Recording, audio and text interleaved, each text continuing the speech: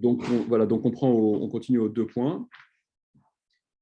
Méomed, donc on avait dit dans la Mishnah que Méomed, de l'approximatif, il y a une part d'à peu près, enfin, on n'a pas véritablement, c'est ce que la Gemara a expliqué jusqu'à présent, assisté à l'action qui causerait l'application de la peine capitale. On n'a pas assisté véritablement au meurtre, comme on a rapporté avant.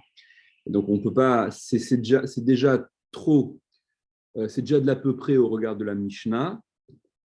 Et donc, la Mishnah venait exclure ce genre de témoignage. C'était une précision qui était rapportée au sujet des dîners néfachot. Mais puisque ça n'avait pas été rapporté au sujet des dîners mamonotes, quand on donnait les détails dans le pérec précédent, là, c'était la Mishnah d'Af Kaftet, où on donnait les détails, certains détails donc, concernant dîner mamonotes, ça n'a pas été évoqué. Donc la Gemara voudrait dans un premier temps déduire de là, prenez la Gemara, Bedine Nefashot ou des Lohamrinan. C'est au sujet de Dine Nefashot, c'est uniquement dans ce qui porte sur la peine capitale, des Lohamrinan, des Lohamdinan ou des Lohamrinan, des Lohamdinan, pardon, ouais, qu'on n'évalue pas, d'accord, que ce Omed, il est refusé, que même si la situation, elle semble évidente et les éléments, ils sont suffisamment probants, comme on a rapporté le cas d'avant, le type il court avec le couteau dans la main, il ressort, l'autre il est planté, il est agonisant, le couteau il est plein de sang. C'est évident, il n'y a pas, c'est quasiment certain. Donc, puisque ce refus de Omed, d'estimation, d'appréciation, a été rapporté au sujet de Dîner Nefashot, c'est précisément au sujet de Dîner Nefashot qu'on refuse cette appréciation-là. Ah, Bedine Mamonot, mais au sujet de Dîner Mamonot, de ce qui est d'ordre financier, Amdinan, on peut, oui, s'appuyer et accorder du crédit à ce qui nécessite malgré tout une certaine appréciation, même si on n'a pas véritablement assisté à la scène de la façon la plus stricte. Prenez Rashi. Ah, Bedine Mamonot Amdinan, donc au sujet de dîner, mais par contre, donc, on veut déduire que dîner Mamonot, ce qui est d'ordre financier, on peut, oui, laisser une part à l'appréciation. Et doute, mais Omed, un témoignage donc, où il y a cette part d'approximatif, Midetnan le Gabe Iyu Medenefashot, parce que puisque cette particularité de refuser, enfin cette particularité, cette règle de refuser le Omed, l'appréciation, n'a été évoquée qu'au sujet des témoins qui témoignent sur ce qui peut mener à la peine capitale. Gabe Iyu Medemamonot, et on ne l'a pas enseigné au sujet des menaces, enfin des mises en garde qui s'appliquaient aux témoins de Mamonot, de ce qui portait sur des problèmes financiers. Voilà, des Pérec Dîner Mamonot, dans le Pérec de Dîner Mamonot. Le Pérec de Dîner Mamonot, en fait, c'est le Pérec précédent, hein, c'est le Pérec Zéborer, mais où il était question des dîners Mamonot. Par conséquent, la Gemara veut déduire voilà, d'Amrina Neusa, d'Eshekre à Ugrayu Zile, où on leur disait là-bas, Rashi cite un extrait de la Mishnah là-bas, où on leur disait justement pour les dissuader que les faux témoins, ils sont employés, parce qu'en fait, ils sont dénigrés par ceux qui s'en servent. Donc, dans ce qui était en tout cas rapporté là-bas, en termes de menaces et de dissuasion de faux témoignages, quand il s'agissait de dîner mamonote, on a complètement passé sous silence cette règle de l'estimation de l'à peu près qui était à refuser. Donc la Gemara, elle veut déduire que pour dîner mamonote, on est un petit peu plus, un peu plus tolérant à ce niveau. La Gemara dit Keman, et ce serait comme qui, donc comme qui irait l'opinion d'accepter en effet ce qui n'a pas été véritablement vu, mais qui s'impose presque par les faits. Keman, comme qui ça irait cette opinion-là. Qui Ravacha, comme Ravacha, d'Etania, selon ce qu'on a enseigné dans une braïta, Ravacha Omer, Ravacha dit, Gamal Aocher ben Agmalim, le chameau. Alors, Aocher ben Agmalim, qui est Ocher ben Agmalim. Rashi ramène deux pirouchim. Il ramène une première explication qui signifie qui mord. Et Rashi explique, lui, qu'il s'agit en réalité du chameau qui s'accouple avec une chamelle et durant ça, et que pendant cet accouplement-là, ou avant, ou pendant, il fait des ruades, des coups de pied aux autres chameaux, et le chameau donc, qui se serait accouplé, alors qu'il y a un tas de chameaux, il y a un groupe de chameaux environnants, Venimtsa Gamma Laroub Betsido, et on trouve un chameau mort à côté de lui, Beyadua Sheze Harago, il est su, c'est-à-dire qu'il est probant que c'est celui qui s'est accouplé qui a tué le mort qu'on a trouvé, d'accord, parce que c'est la façon de faire, voilà, dans ses ébats, il est violent et il veut, voilà, c'est peut-être le mal dominant ou je ne sais quoi. En tout cas, c'est une situation qui apparemment semble être probante. Et dans ce cas-là, on n'a pas besoin d'avoir précisément assisté à la scène. On considère qu'il est évident que c'est ce chameau-là qui est responsable. Et par conséquent, le propriétaire du chameau qui a tué devra dédommager le propriétaire du chameau qui a été tué. La Gemara objecte, Velita Amer, et d'après toi, si tu veux déduire que l'absence de cette précision-là, que le Homed, l'appréciation, est refusée dans Dîner Mamonot, ça ne figure pas. Ça n'a été évoqué que dans Dîner Nefashot. Et c'est ce qui nous permettrait donc de déduire que dans Dîner Mamonot, c'est accepté. La Gemara objecte, Velita Amer, mais alors d'après toi, Ed mipi ed dekatane bedine nefashot, dekatane bedine nefashot, ou delo amrinan. Bedine nefashot ou delo amrinan. Dans ces cas-là, ce que la Mishnah chez nous a dit, qu'on refusait également le témoignage au sujet de Dîner Nefashot de Ed mipi ed, un témoin de la bouche d'un autre témoin. On n'accepte pas une déposition d'un témoin qui rapporte ce qu'un autre témoin a dit. On a besoin des témoins qui ont assisté à la scène pour prendre cette déposition-là. C'est plus un témoin, enfin tu pourrais dire. C'est vrai, voilà, mais bon, c'est-à-dire qu'il se fait le relais d'un témoin qui l'a entendu dans un beth-din, et donc je témoigne avoir assisté à cette déposition. En quoi finalement c'est moins bien. On n'accepte pas ce style cette façon, cette procédure-là, cette façon de faire dans Dîner Nefashot, c'est ce qui est évoqué dans la Mishnah chez nous. Ça veut dire que lui, il n'est pas témoin. Enfin, c'est-à-dire que s'il venait à mentir, est-ce qu'on le considérait comme un faux témoin ou bien on ne tient même pas compte de ce qu'il dit, il peut raconter ce qu'il veut, il est... Voilà, puisque de toute manière... Si on ne retient pas, en principe, il peut être témoin. Exactement. Ça ne commence même pas. Okay, donc, la Mishnah, chez nous, dans Dîner Nefashot, elle a évoqué ce cas-là comme n'étant pas à retenir, justement. Et d'après toi, d'après ta démarche, ta façon de penser, puisque ça n'a été évoqué que dans Dîner Nefashot, ça semblerait vouloir dire que c'est dans Dîner Nefashot qu'on refuse, mais qu'on accepterait dans Dîner Mamonot. Donc, dans les mots, encore une fois. Velita Amer, d'après toi, Ed mipi ed dekatane, bedine nefashot ou delo amrinan.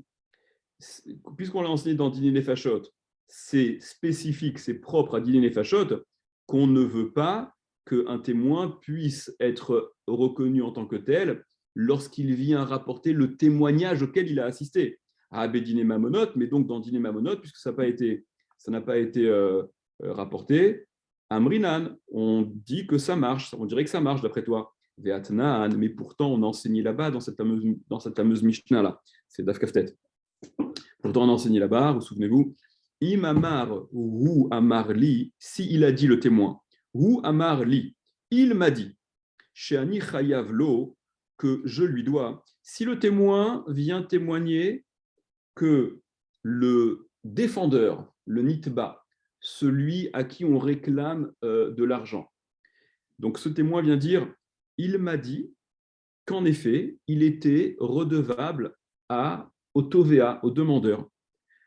Ou bien, si le témoin a dit Ishploni Amarli Sheu Chayavlo, un tel m'a dit que, en effet, Shimon devait l'argent à Réhouven. Lo Amar Kloum, il n'a rien dit, ça compte pour du beurre. Ad Shiyomar, jusqu'à ce qu'il dise, c'est-à-dire n'est à prendre en considération que lorsque le témoin dit Befanenu Hodalo, Sheu Chayav Lo Matayim Zuz. Devant nous, il faut qu'il y ait deux témoins qui puissent témoigner que, donc devant eux, ils ont assisté à la scène. Rodalo, il lui a reconnu que le Nitba, celui à qui on réclame l'argent, a reconnu face à Réhouven, celui qui dit avoir prêté cet argent-là, chez Uchayavlo, qu'il lui doit en effet Mataimzouz, c'est-à-dire le témoignage de témoin qui est pris en compte pour qu'on rende Réhouven ou Shimon chayav de rendre donc à celui qui lui réclame l'argent, il faut que les témoins puissent dire on a assisté à la scène où Shimon reconnaissait, alors que Réhouven était présent, reconnaissait lui devoir. Dans ce cas-là, ça va être pris en considération. Pourquoi dans ce cas-là? Pourquoi il faut que ce soit en présence de celui qui exige l'argent? Pourquoi il faut que la reconnaissance du débiteur, elle se fasse en présence de celui qui dit avoir prêté cet argent? Regardez, prenez Rachid. Alors, Velita Amer, on rentre depuis le début là. Velita Amer, d'après toi, Edmi Pied, d'après toi, un témoin qui rapporterait ce qu'un autre témoin a déposé comme témoignage, ça devrait marcher dans Diné Mamonot, puisque c'est quelque chose qui a été exclu dans notre Mishnah qui parle de Diné Nefashot. Detna Nacha, puisqu'on a enseigné ici, dans notre Mishnah, nous. Velo Tanala Ayum Bede Mamon, et on ne l'a pas enseigné cette règle au sujet justement des menaces qu'on profère, enfin des mises en garde qu'on tient aux témoins qui portent sur du mammon, sur du financier. Alors, Achinami, d'après ton raisonnement, on devrait dire c'est par conséquent validé dans les dépositions de témoins d'ordre financier. Pourtant, on a enseigné là-bas dans la Mishnah qui parlait des mises en garde qui s'adressaient aux témoins qui portaient sur du financier, que Houamar Lanou, s'il nous a dit, Amechouyav, celui qui est chayav, c'est-à-dire celui qui est censé devoir de l'argent, s'il nous a dit, Amar Lanou, il nous a dit, donc à nous les témoins, Shani Chayavlo, qu'en effet, il nous a dit qu'il devait à Tartampion d'argent, Avalo Bifne Atovea, mais ça n'a pas été en présence de celui qui réclame. Il a simplement reconnu, on a entendu, il a dit qu'il devait de l'argent, mais pas en la présence de celui qui lui réclame cet argent. Amar Lanou, Ken, il nous a dit comme ça, Loavia Oda, ça n'est pas à considérer comme une Oda, comme une reconnaissance. Alors Rachid dit quelque part, je ne sais plus où c'est ramené, que pourquoi ce n'est pas considéré comme une reconnaissance? Parce qu'il peut y avoir cette attitude, ça peut s'expliquer, cette attitude, comme une façon de se mettre, laissez-moi un peu tranquille, je n'ai pas d'argent, je suis déjà débiteur auprès d'un tel. Okay, ce serait une espèce d'esquive pour, voilà. Une façon de faire un peu élégante, enfin élégante. Et la Mishnah poursuit là-bas. Ish ploni amar lanu, si les témoins disent un tel nous a dit, chez Chayav Lazé, que celui-là doit à celui-là, que Reuven doit à Shimon, ou Shimon à Reuven, peu importe. Chez Ura'a Be'alva, qu'il a donc assisté, un tel nous a dit qu'il a assisté au prêt qui a été réalisé. Haïnu ed mipi ed. Ben ça, c'est le principe d'un témoin qui rapporterait ce qu'un autre témoin a vu. Donc, tu vois bien que... Alors, et ça n'est... Ce qui est validé dans Diné Mamonote n'est que lorsque le témoin peut témoigner, enfin, les témoins peuvent témoigner, que la reconnaissance du débiteur a été exprimée en présence de celui qui lui a prêté. Rodalo, lorsqu'il lui a reconnu. Shnehem Ayusham, c'est lorsque les deux sont là-bas. Le débiteur, pas par un témoin du débit qui a entendu ça. Comment? Edmi Pied, c'est pas Edmi Pi à modé. C'est la différence ici, non? Ouais. Non, Edmi Pied, c'est quoi? Edmi Pied. Le premier cas, c'était Edmi Pi à modé. C'est-à-dire, moi, je suis modé que je lui dois de l'argent. Ça, c'est exclu, c'est le premier cas. Ça, il y a un autre, voilà. Ça, c'est un premier cas. Voilà. Le deuxième, c'est par rapport au deuxième cas qu'on fait la déduction. Oui. C'est quoi le deuxième cas? Le deuxième cas, c'est il y a un troisième qui arrive. Voilà. Il dit, voilà, il y a un témoin qui a dit qu'il a entendu le modé. Voilà. Il y a quelqu'un qui dit, moi je te dis, moi j'ai assisté à la scène que Reuven a prêté à Shimon. Donc toi ensuite quand tu vas au tribunal d'une autre ville, tu diras, j'ai entendu de Zana que Zana il a assisté à la scène. Donc toi tu es témoin de ce que moi je suis véritablement témoin. Donc on est dans le cas de Ed Mipi Ed et c'est ce qu'on refuse précisément. C'est ce que la Mishnah elle a refusé là-bas. D'accord? Même si ça n'a pas été formulé strictement de la même façon. Donc, revenez à la Gemara. D'accord?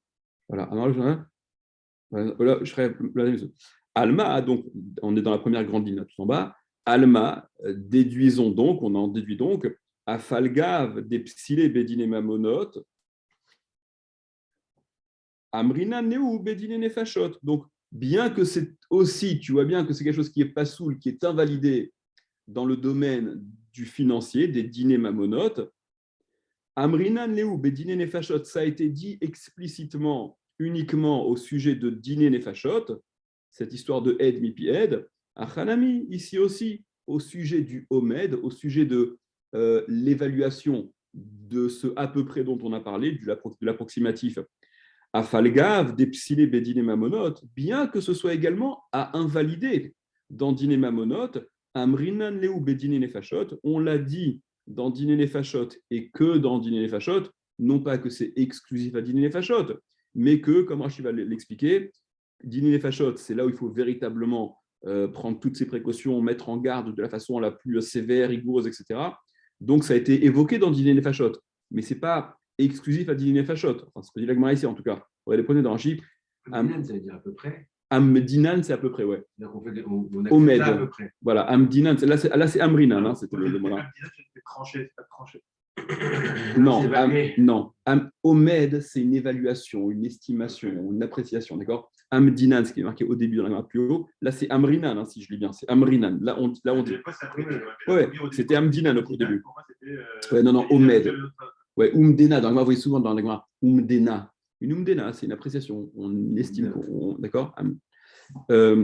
Rederachi. Donc, Amrinan le bedine nefashot, on l'a dit, on l'a évoqué cette règle-là au sujet de dîner nefashot. Les arbot advarim, où il y a beaucoup de choses, c'est là où on met le paquet, c'est surtout dans dîner nefashot où on s'emploie à dire le maximum de choses, où les faresh, les ayem, et où on va vraiment expliciter toutes ces menaces et mises en garde, ou bedine mamonot, mais dans dîner mamonot, loir patlan et ayem aleem kolkar, on est moins regardant de les mettre en garde parce que, comme on l'avait dit précédemment, l'enjeu il est moins lourd, non pas que ce soit pas important, mais il est moins radical, il est moins. Hein, il est réversible. Il est réversible en plus, exactement.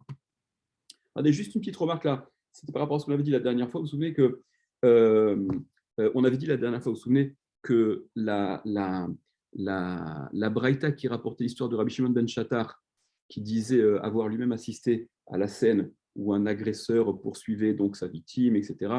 Et donc la Gemara, elle voulait rapporter ça comme semblait rapporter ça comme faisant suite à ce que la Braïta disait, la Mishnah disait, que ça s'appelle déjà du Omed et c'est pas bon, c'est déjà de l'à peu près.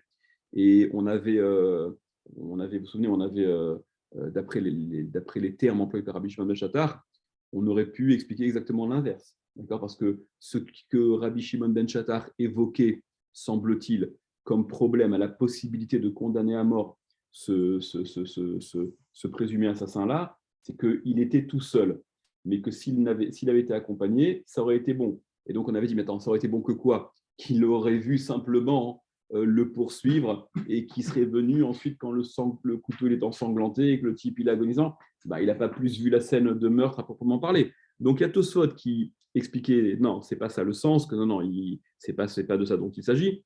Et je vous avais dit qu'il y a d'autres opinions qui disent que c'est justement de ça qu'il s'agit. Rabbi Shimon ben Shattar, il va pas dans ce sens-là. Et remarquez que c'est précisément l'opinion, en tout cas dans Dîner Mamonot, de ce par quoi la Gemara ouvre, voilà, ce qu'on vient de voir. Ravacha, en rapportant son histoire sur le chameau, dans Dîner Mamonot, Ravacha, il cautionne, oui, le Omed, l'évaluation, comme étant suffisamment probant et qui entraîne l'obligation du propriétaire du chameau excité à dédommager, à payer le propriétaire du chameau qui a été tué. Donc cette notion de Omed, d'après Ravacha, elle est validée, c'est certain, au moins dans Dîner Mamonot. L'est-elle également dans Dîner Nefashot?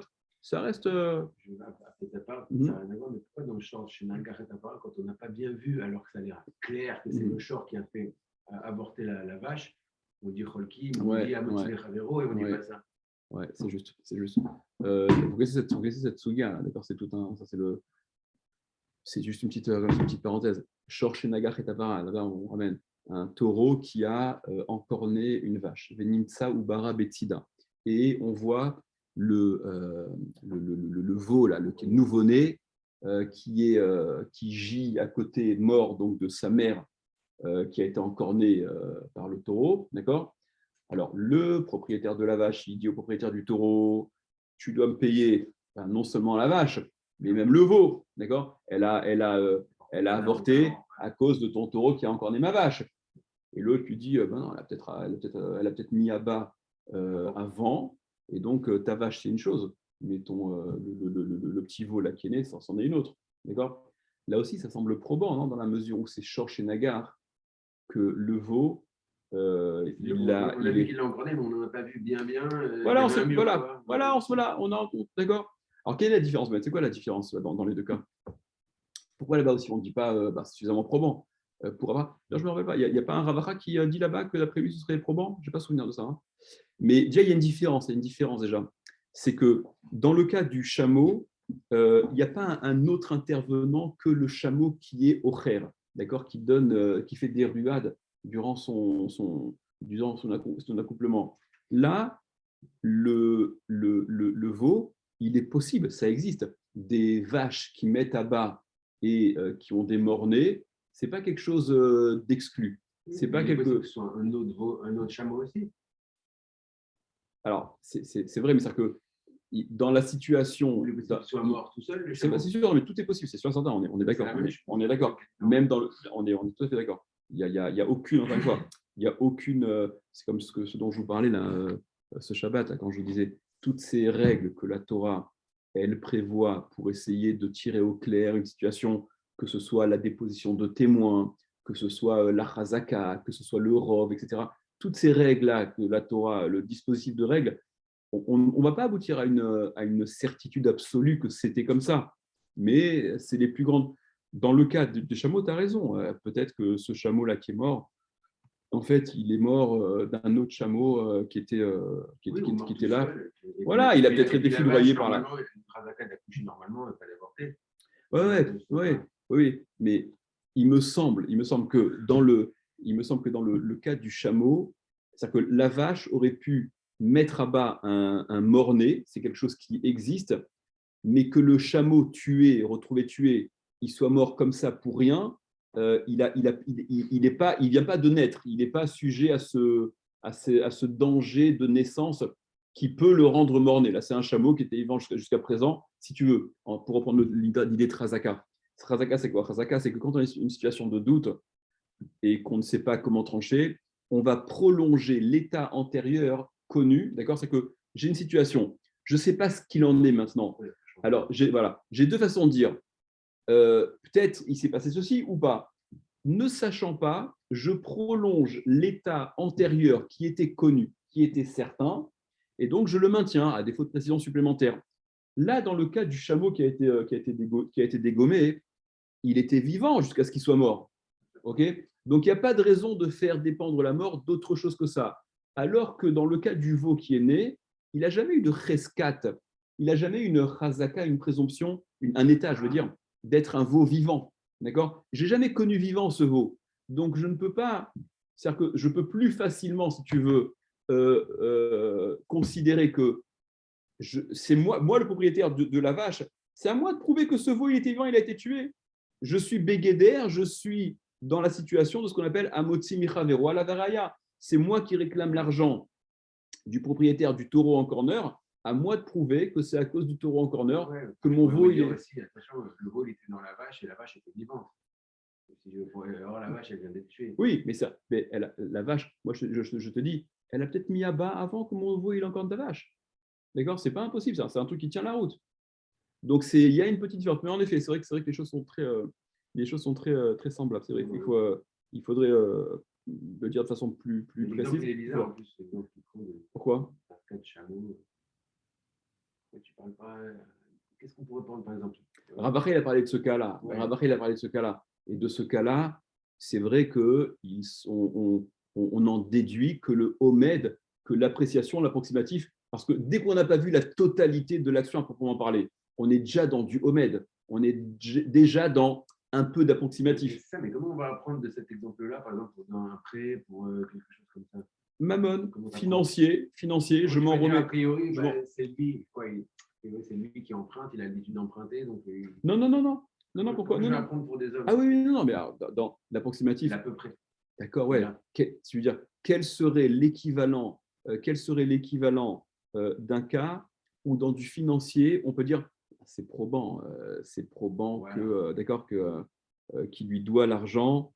Ouais, non, il faut Tant trouver. qu'un chameau qui rue. Oui. On va voilà, et après, il faut trouver un contexte. En effet, C'est pas il faut clair comme trouver. exemple. Ouais, non, il faut trouver un contexte. Non, mais encore une fois, c'est l'AVDAVCA dans un cas de prêt ou d'emprunt. Ah oui. D'accord, voilà. Mais ça en fait partie. Je veux Voilà, dire, c'est que ta voiture était garée, ok, il y avait personne, c'était un dimanche matin, et on m'a vu sortir, elle était en excellent état, hein, les témoins sont passés avant, elle était en excellent état. On m'a vu sortir, moi, du garage qui est juste en face de ta voiture, d'accord, et on m'a vu 10 mètres après, il n'y avait personne dans la rue, et on s'aperçoit que la carrosserie de ta voiture est toute défoncée. Il n'y a personne qui est passé à part moi, il n'y a personne qui est passé. Mais oui, mais enfin, quelqu'un m'a vu défoncer ta voiture. Maintenant, on voit que ma voiture, elle est défoncée aussi avec la couleur de ta voiture. C'est peut-être probant que je suis responsable de ce truc-là. Ouais, mais personne n'a vu. Ok, mais c'est probant. Ok, donc ce sera un cas, voilà, ce sera un cas. On peut trouver des cas d'école, hein, on peut trouver des cas d'école. En plus, j'ai dit les primes et les DAFCA, on avait dit que non, ça ne rentrait pas dans les dîners aussi. Attention, par rapport au Bedin, au Ah, quorum. oui, Attention, voilà, c'est en Bedin. Ok. Ah bah regardez, ce que je vous dis, c'est Tosfot en fait. Regardez, j'avais oublié que c'était Tosfot en fait. Regardez Tosfot. Keman, Kerabi Achar. Tosfot, il sait au tout début de la Soudia, cette possibilité-là d'appréciation qui serait donc validée au sujet dans un contexte de dîner mamonote. Mashma des Rabbi Acha, letle omed bedine nefashot. C'est Mashma, il en ressort donc que Rabbi Acha, pourquoi ils disent en dîner nefashot? C'est marrant parce que Tosfot disent, il en ressort donc que Rabbi Acha ne tient pas cette histoire de Omed, ce refus de la Mishnah dans Dîner les Fachot, de s'en remettre à une forme d'approximation, donc ce que la Mishnah refusait. Tosfot disent, c'est Mashma, il en ressort que Rabbi Acha ne tient pas ça. C'est marrant parce que Rabbi Acha, il a parlé que dans Dîner Mamonot. Et Yeshron Kim le fait dans Dîner les Fachotes. Ouais. Alors, c'est ce que Tosfot dit. Tosfot dit Vetema, c'est étonnant, des Brek Shuot Aedut, dans le Brek Shuot Aedut, Mashma de Ile Gabe Shuot Aedut, de Enochayav, et là, Betviat Mamon. Bon, il faudra jouer à ce truc-là, je ne me souviens plus. Il faudra jouer à ce truc-là. Venons là de côté. J'essaie de voir ça pour une idée. On continue la Gemara. Dans la Mishnah, on disait aussi, vous vous rappelez, quand on mettait en garde les témoins, puisqu'on était dans le domaine de Nefashot, toujours, donc on les avertissait et on leur disait, et vous, Yodim, sachez d'abord que vos dépositions vont être passées au crible des Risha Bachakira, d'accord, des questions, des enquêtes, etc. Et on poursuivait avec, vous vous souvenez, avec l'exemple de la gravité de l'acte de Caïn qui avait tué son frère Hével, avec ses sangs au pluriel de Hével qui criait, voilà, et qui avait donc, il y avait son sang qui était qu'on trouvait sur Etzim Va'avanim, sur les bois et les arbres et les pierres, etc.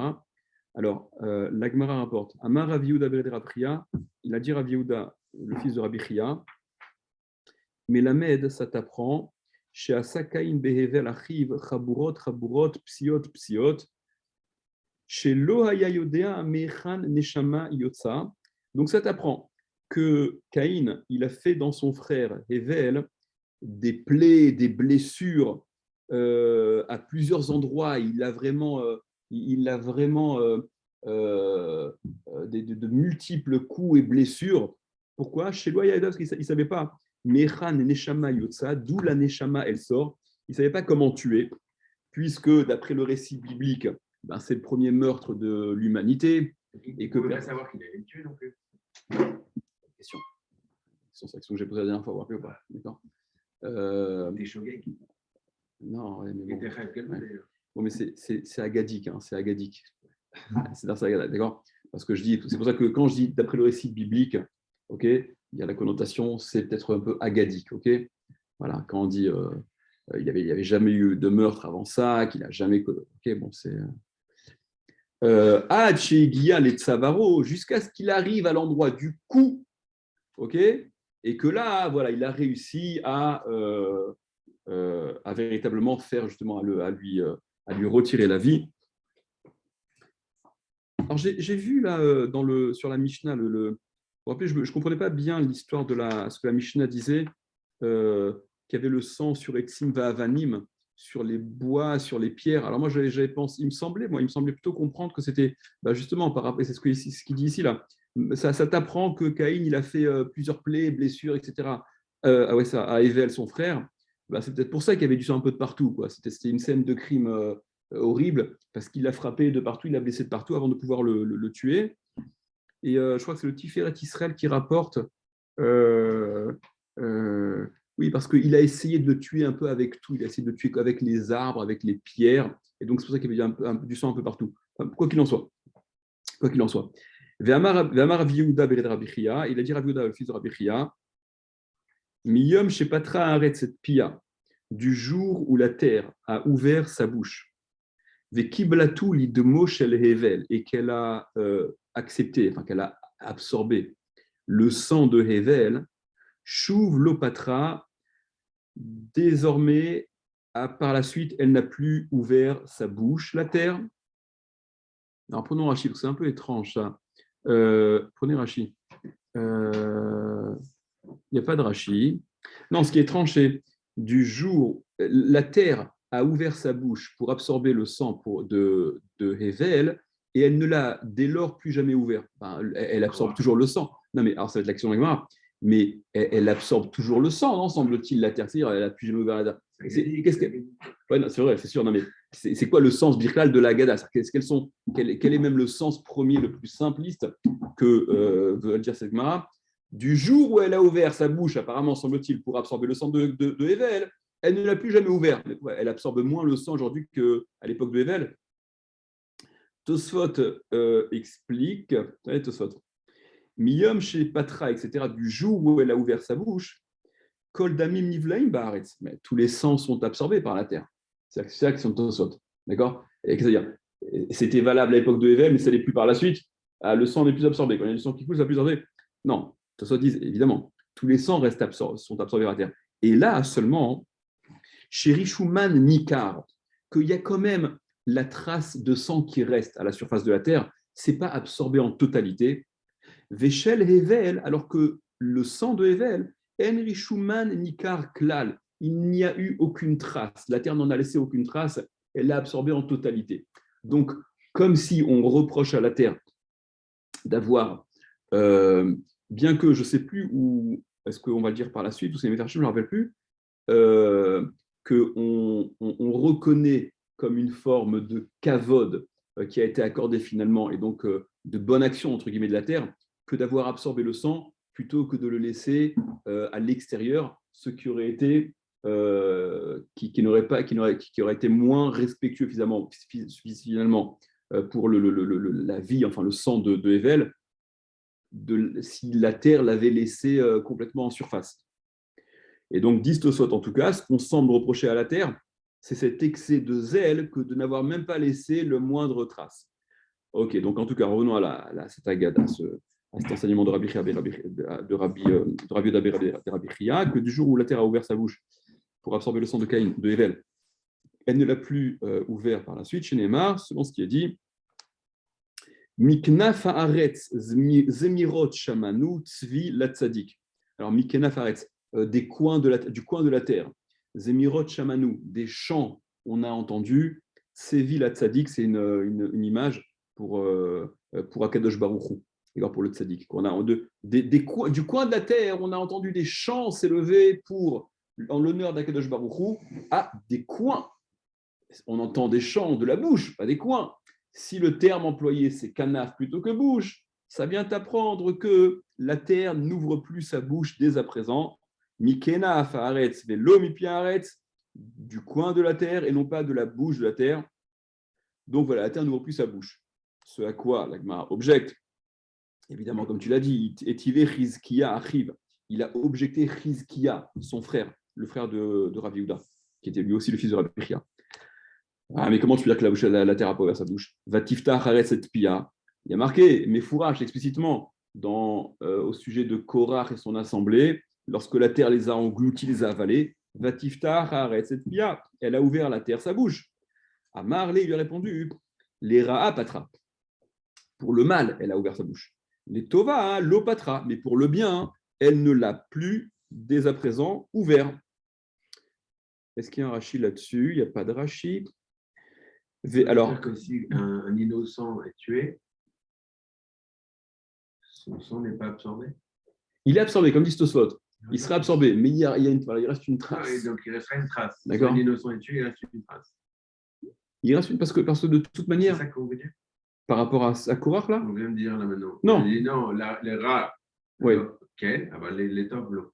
C'est-à-dire que pour le bien, ça n'est pas. Alors, elle n'ouvre plus sa bouche pour le bien. C'est-à-dire pour le bien, c'est bien. Alors, c'est ça la question. C'est quoi, non, mais, alors, c'est quoi le bien, justement? C'est quoi le bien? Si tu m'as dit, Evel, elle l'a ouvert une fois, elle n'ouvre plus, c'est-à-dire que lui, il était innocent. Non, voilà. Un cas similaire. Non, justement, c'est ce que je vous disais avant. C'est que le fait d'avoir absorbé en partie, c'était bien. Apparemment, le fait d'avoir absorbé le sang qui a été versé, c'est mieux que de le laisser complètement à la surface. D'accord? C'est mieux que de le laisser complètement à la surface. Mais, si on dit maintenant que la terre n'ouvre plus sa bouche que pour le mal, mais pas pour le bien, alors, qu'est-ce qui était finalement considéré comme bien? Donc, l'absorption du sang de Hevel, c'était oui considéré comme quelque chose de bien? Ici, on parle et c'est justement ce qu'on a reproché tout à l'heure. Non, mais là, d'après la Gemara, c'est pas ça qui est bien ou mal. Korach, c'est quelque chose de mal. Alors, Korach, c'est quelque chose de mal. Non, mais c'est un peu étrange. C'est quelque chose de bien, c'est ça qu'on comprend. On ne comprend pas que c'est bien d'absorber, le fait d'absorber. On comprend que Korach, c'est quelque chose de mal. Non, mais alors, la Gemara, elle met quoi en opposition? Quand la Gemara dit, dès lors, elle n'a plus ouvert pour le bien. Mais quand est-ce que c'était pour le bien? C'est quoi pour le bien? Quand est-ce qu'elle a ouvert pour le bien? D'accord? Alors, est-ce que l'absorption du sang de Hevel, c'est considéré comme bien parce que c'est une forme de kavod, on va dire. Mais pourtant, on lui reproche à la terre d'avoir agi pour Hevel comme ça. Alors, ce qu'on lui reproche apparemment, c'est d'avoir été l'excès de zèle, d'avoir tout englouti, tout absorbé, sans laisser la moindre trace. Il aurait fallu laisser la trace.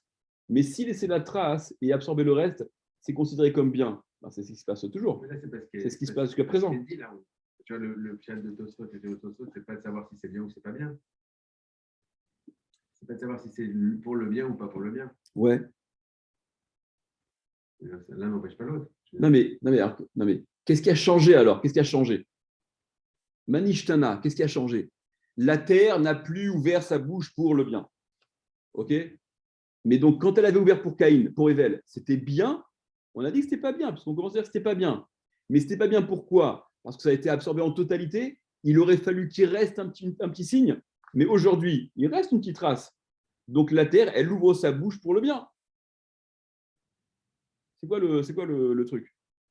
On essaiera de. D'accord, c'est étrange ça aussi. Venez, on continue. Non, et puis Bichlal, aussi on peut se demander, le fait que la terre ait ouvert sa bouche pour engloutir Korach. Alors, ok, la mort en soi, elle est négative, et c'est quelque chose de, voilà, c'est une notion négative. Mais dans la mesure où ça a été nécessaire, parce qu'il fallait, Moshe Rabbeinu l'a demandé, il fallait que Bria Hadasha, quelque chose qui montre de façon flagrante à tout le clan d'Israël qu'il devait être. Qu'est-ce que tu veux dire? Dans l'exemple de Korach, c'est la terre qui a tué Korach. Ouais. Alors que là-haut, c'était Caïn qui a tué Hevel. Oui. Qui a absorbé ses sangs. Donc on avait dit elle ouvre pas sa bouche. C'est pour faire quoi? Pour Korach, c'était pour le mal, c'était pour tuer. Ouais. Et pour ça, elle pourrait le faire encore. Ouais. C'est ça, pour le mal, c'est-à-dire qu'elle-même va tuer. Pour tuer, elle pourra ouvrir sa bouche encore. Ok. Mais juste pour absorber le sang, elle ne le fera plus. Mais elle le fait. Oui, mais comme Tosfot, maintenant tu rentres Tosfot. Elle le fait, mais en laissant un petit. Oui, mais non, mais encore une fois, dans ces cas-là, donc qu'est-ce qui n'était pas bien pour Hevel? Qui a dit que c'était pas bien pour Hevel? C'est le début de la Darsha de Rabida. Du jour où elle a absorbé, alors elle n'a plus ouvert. Genre, oui, mais on l'a lui. On n'a pas dit c'est pour le bien ou c'est pour le mal. C'est la Gemara, c'est après qu'elle dit ça. Non. Pour Korach, c'était mal. Pour le reste, pour le mal, oui, mais pour le bien, non. Non, apparemment, c'est une forme de C'est une forme, on dirait que c'est une forme de punition qui est adressée à la terre. Comme elle a agi de façon déplacée, alors elle est condamnée à ne pas pouvoir ouvrir sa bouche. Elle ne peut même pas évoquer les louanges de Dieu avec la bouche, il faut que ça provienne des coins, etc. D'accord, ça semble. Qui reproche, il dit, mais regarde, elle a dit encore ouvert sa bouche, pourquoi? Voilà. Et la réponse est que oui, pour le mal, elle peut. Pour le bien, elle ne peut pas. Donc pour le mal, c'est elle qui va tuer. Sous-entendu qu'elle pouvait pour le bien, elle aurait pu pour les louanges. Non, pour le bien, ça veut dire que c'est pas elle qui fait. Non, mais pour les ignirotes, non, mais pour les louanges de Dieu, c'est quelque chose de bien. Elle aurait du pouvoir. Or, elle ne peut pas. D'accord? Suite à quoi elle ne peut pas? Apparemment, suite à cette faute originelle. Dans le sens. Pour le bien, pour chanter, elle peut. Non, elle ne peut pas. Elle ne peut pas, je vais dire. Voilà. Mais pour tuer, elle peut. Ok. Voilà. Mais alors, encore une fois, et quand est-ce qu'elle a fait pour le bien? C'était quand qu'elle a jamais fait pour le bien. Elle n'a jamais ouvert pour le bien, finalement. Pour Evel, on peut dire qu'elle fait pour le bien. Mais Rav Yehuda, il le définit comme étant justement l'erreur de la terre. On lui reproche d'avoir absorbé. C'est ce que Tosfot explique. Tosfot, il dit, elle a fait baisser elle a tout absorbé. Elle n'a pas tué. Elle n'a pas tué. Mais c'est ce qu'on reproche. C'est ce que Tosfot dit. En opposition à Korach, où elle a tué. Oui, non, mais ça, là, c'est pour le bien. Tosfot, ils disent, ce qu'on lui reproche, c'est de ne pas avoir laissé le moindre signe, la moindre trace. Elle a trop absorbé. Bon, c'est de la Haggadah. Et Rabotai, on verra la suite.